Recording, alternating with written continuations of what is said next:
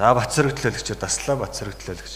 Би нөгөө түрүү хэлсэн үгэн дээрээсээ болоод энэ тогтоолын төсөл дээр би санал өгөх гээд байна л да. Нөгөө түрүү өөрийнхөө хэлсэн саналыг баталгаажуулаад энэ чинь юм байхгүй юу?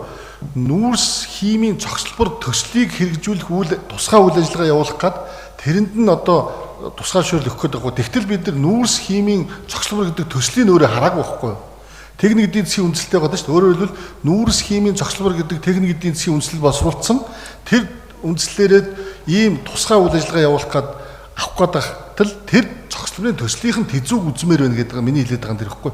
Тэзүүг нь үзчихээж энэ төслийг дэмжихгүйг шийдэх хэрэгтэй байхгүй. Өөрөөр хэлбэл түрүү мөнгө хот төлөөлөгч хэлээд байгаа зөв. Үйлдвэрлэл технологийн паркийн үйл ажиллагааг дэмжих гээгүй.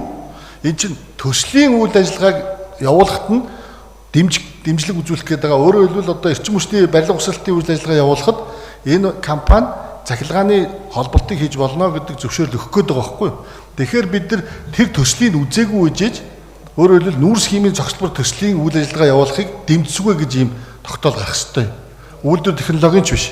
Тэгэхээр миний хэлээд байгаагаар төслийн үзээгүй тэзүүгийн үзээгүй үжиж тэр төслийг дэмжсүгэ гэдэг иргэдийн төлөөлөгчдийн хурал гарах гээд байна л гэдгийг би санал хэлээд өгөхгүй.